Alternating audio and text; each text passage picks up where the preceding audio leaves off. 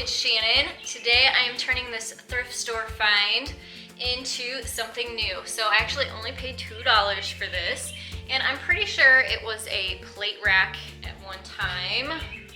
I'll give you a better look at it in just a minute, but I think I'm gonna turn this into sort of a file or mail sorter for my desk. So let me show you how I'm gonna transform this.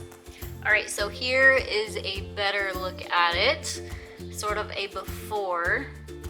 And what I want to do, if you saw in a previous video, I did a Dollar Tree craft, and it was those plastic drawers that I transformed to look more like an industrial farmhouse look.